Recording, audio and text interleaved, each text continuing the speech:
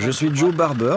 Je me vois comme un artisan bois écolo dans la tradition des bûcherons anglais.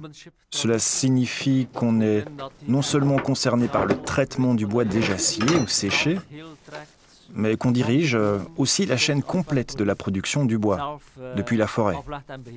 L'idéal, en étant soi-même propriétaire forestier, c'est de planter les arbres soi-même, de gérer les arbres, de couper les arbres soi-même, et donc d'entièrement gérer l'ensemble soi-même, de la plantation au produit fini.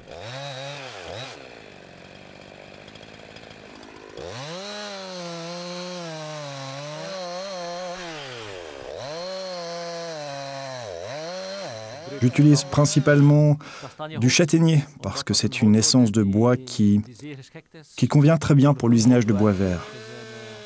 C'est une essence de bois très durable, aussi durable que le cèdre, et donc une classe plus durable que le chêne. Elle se travaille très bien par le fondage, et elle se travaille bien aussi avec d'autres outils à main, ce qui est évidemment important si vous essayez d'utiliser le moins possible d'appareils électriques.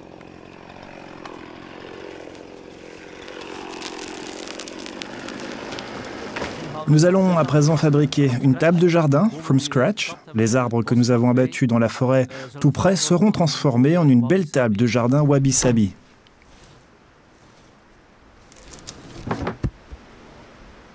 Et nous sommes entre-temps arrivés à la scierie, dans ma petite ferme, ici à Colmery, à environ 1 kilomètre de l'endroit où nous avons abattu les arbres. J'ai déjà débardé 2 petits troncs. Ils seront sciés en planche pour réaliser une table de jardin. Nous utilisons pour cela une scie à ruban mobile. C'est une scie canadienne qui est en fait vendue en kit. C'est un cadeau de retraite très populaire au Canada. Beaucoup de femmes achètent une telle scie à leur mari pour être sûr qu'il ne soit pas trop à la maison et qu'il puisse s'occuper un peu à l'extérieur. Un cadeau très utile.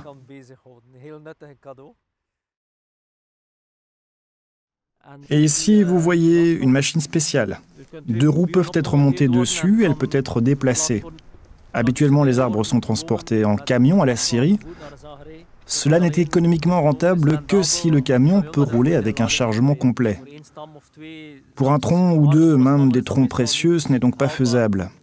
Ce type de machine constitue une solution. La machine est déplacée jusqu'au précieux tronc et ce dernier est transformé sur place, par exemple dans un jardin ou un parc, en planche ou en poutre. En général, il y a au moins un début de fissure dans un tronc. Lorsque vous sciez des planches, il est important que cette fissure se trouve bien horizontalement, donc dans le même sens que le plan des planches. On évite ainsi que toutes les planches présentent une fissure. Chaque planche est ainsi parfaite dans le meilleur des cas, où il y a peut-être maximum une planche dans laquelle il y a un petit début de fissure. Nous allons à présent nettoyer le tronc avec une brosse métallique, pour éviter que du sable, de la terre ou de petits cailloux risquent d'endommager la lame de scie. Nous allons scier le tronc en planches régulières. Je vais donc d'abord régler la scie pour la première coupe.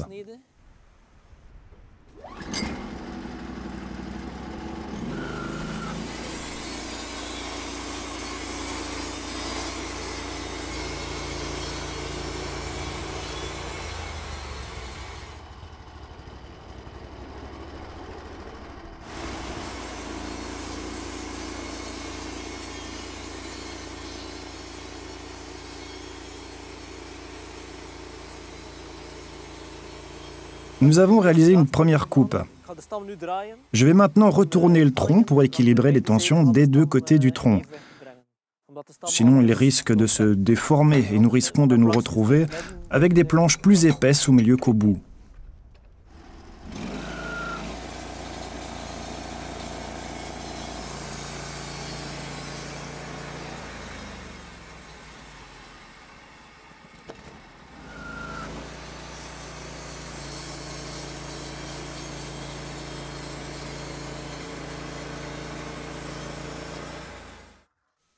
Voici notre première planche utilisable, comme dessus de table. Je vais la mettre à part.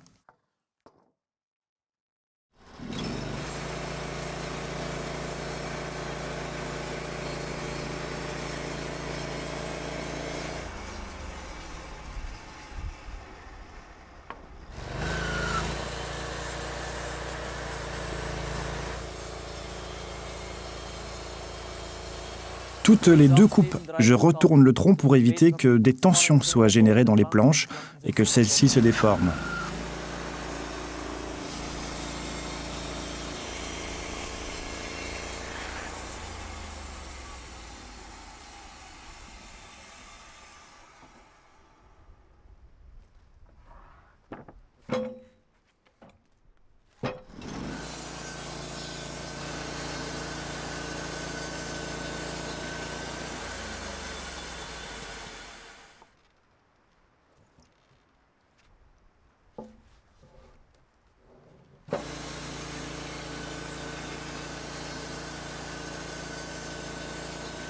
Ces 2 éléments formeront les dessus des tréteaux pour la table. Nous allons fabriquer une table avec 2 tréteaux et en dessus de table fixe.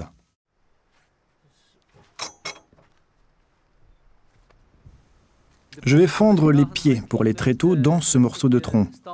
Le fendage est la méthode de travail du bois la plus ancienne et aussi la méthode de travail du bois exigeant le moins d'énergie. Avec un peu d'adresse, c'est en fait la plus simple à exécuter.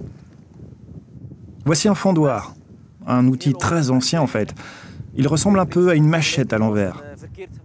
Le tranchant se trouve donc au-dessus. C'est en fait surtout un outil servant à faire bouger en tirant. Une fois qu'il est dans le bois, vous utilisez le manche pour tirer. Si le tronc a un cœur centré, vous pouvez généralement utiliser une fissure déjà présente dans le tronc.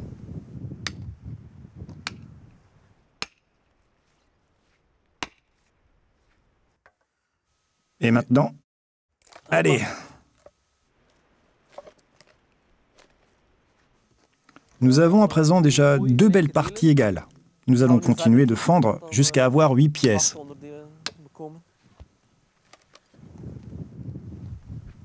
En principe, on essaye toujours de fendre 2 parties égales, car la fente avance à leur droit. Les 2 troncs subissent ainsi la même tension.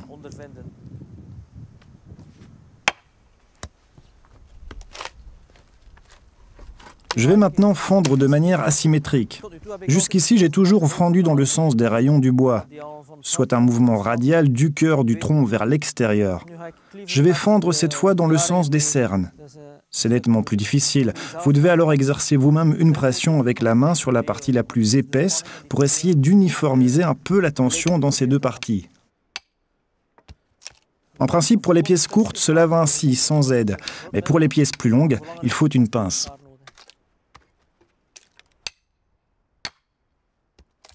Voilà, nos 8 pieds sont prêts pour la suite. L'étape suivante dans la construction de notre table est l'usinage des pieds. Voilà ici les pieds fendus, bruts, en châtaignier. Ils doivent être affinés et à l'extrémité, il faut faire un tenon. Nous procédons tout d'abord avec une machette spéciale servant en fait principalement à tailler les troncs en carré en une poutre et, comme elle est en billet, vous ne vous retrouvez pas avec vos doigts contre le tronc. Ici, il s'agit d'une machette pour droitier. Il existe aussi des machettes pour gaucher. Je vais réaliser le tenon ici au-dessus. Cela doit donc être le plus étroit. Je l'ai un peu marqué pour avoir une idée.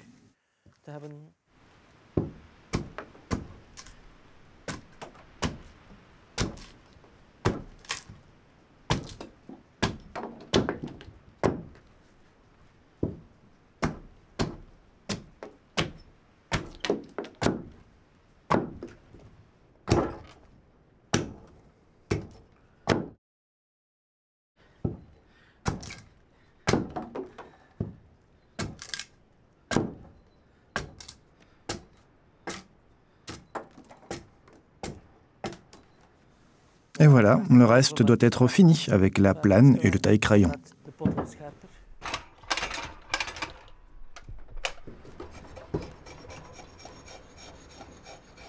Je fais la forme conique pour pouvoir mettre le rounder dessus et j'obtiens ainsi un beau tenon d'1 pouce de diamètre.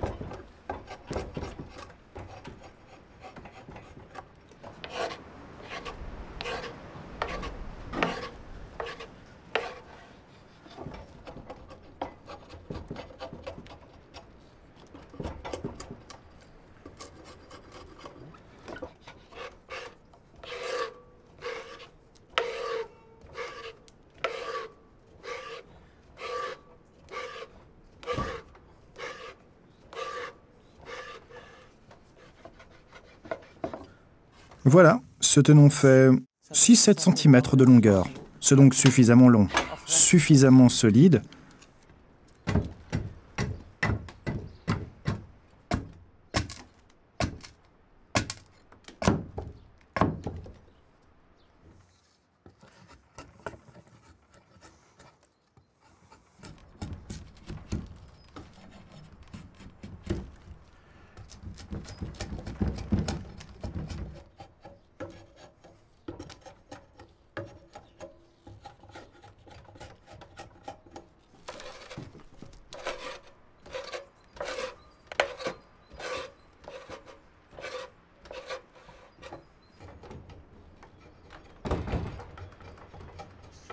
L'étape suivante dans la construction de notre table concerne les dos des tréteaux.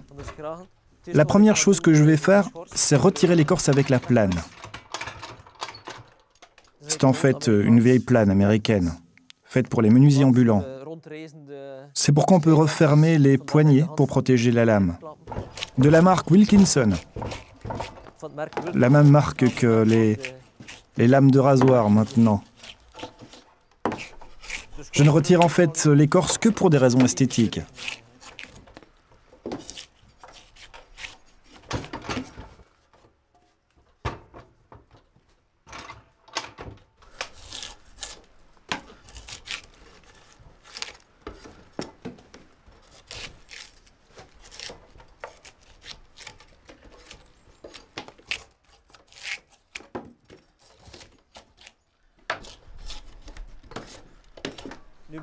Je perce à présent les trous dans les dos avec une vrille à main. J'utilise, comme vous l'avez vu, un maximum d'outils à main pour consommer peu d'énergie. Et vu que je travaille avec du bois vert, il se travaille facilement avec des outils à main. Cela demande peu d'énergie car le bois est encore tendre.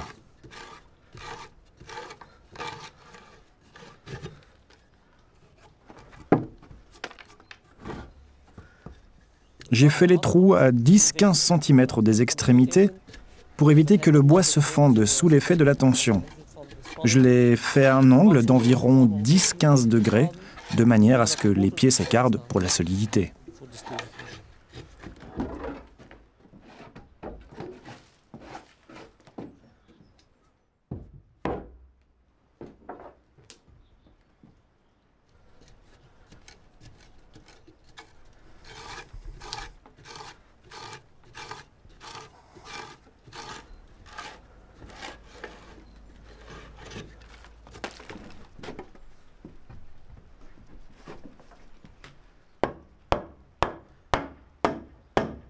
Les pieds sont simplement enfoncés dedans, avec un marteau en bois, et restent en place sous l'effet des frottements.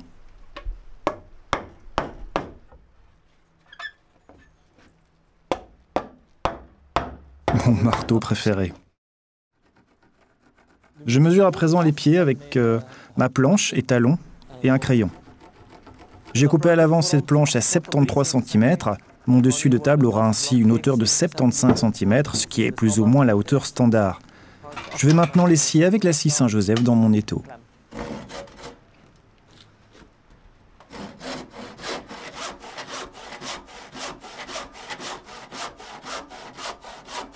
Pour éviter les écharpes sous le pied lors du déplacement du tréteau, je biseaute le bord avec un rabot à main.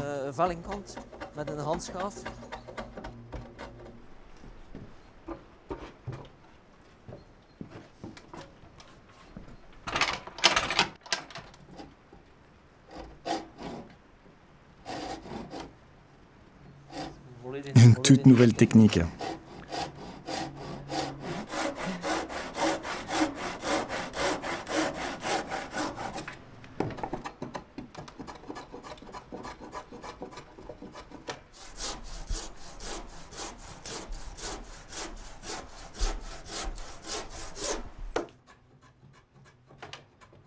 Il est temps de tester. Nous allons le redresser, en espérant qu'il soit bien droit.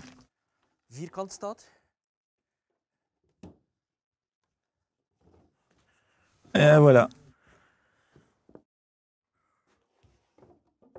Et maintenant, nous pouvons en fait utiliser les deux tréteaux comme établis pour finir la table.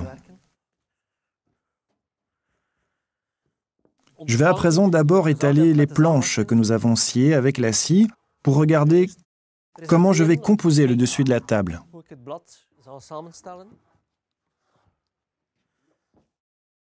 Un nombre impair est toujours esthétiquement plus joli. Nous avons donc de la chance, 5 planches. Il est toujours important de placer une planche avec le cœur vers le haut. Elle ne risque ainsi pas de se déformer. Les cernes doivent former un U. Le cœur de la planche est quasiment toujours le côté le plus large. Si je le place ainsi, la planche se déformera et ne restera pas bien en place. Si je la place ainsi, une vis suffit pour maintenir la planche bien à plat. L'étape suivante consiste à retirer l'écorce, à nouveau avec la plane.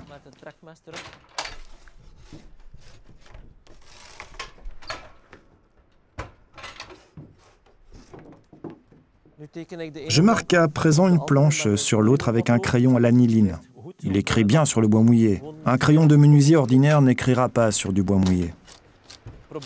J'essaye de suivre la marque avec la plus grande précision avec la plane.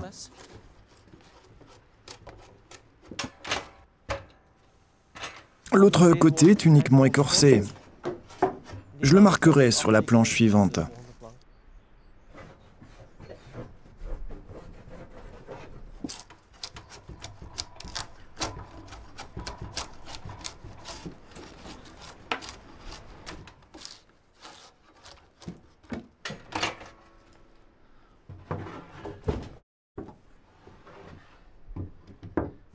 Cela correspond assez bien. Ni trop peu. Il ne nous reste alors plus qu'à composer le dessus de la table. Nous allons donc visser sur ces 2 lattes et notre table de jardin sera prête. Je vais visser les planches sur la latte avec des vis en inox. Un genre de vis de terrasse préforant à la fois, et la vis se noie d'elle-même dans le bois si on le souhaite. L'inox est nécessaire pour l'extérieur car il résiste à la corrosion.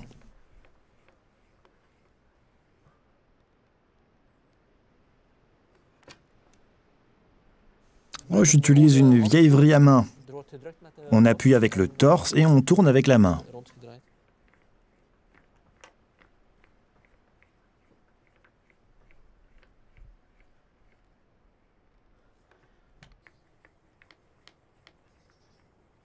Un autre point important, il faut au maximum une vis par planche, surtout si vous travaillez du bois vert, comme je le fais maintenant. Il faut permettre au bois de se rétracter. Cette planche est pour le moment plus large, elle se rétractera d'environ 1 centimètre. Si vous utilisez plus d'une vis, soit une vis cassera, soit votre planche se fendra.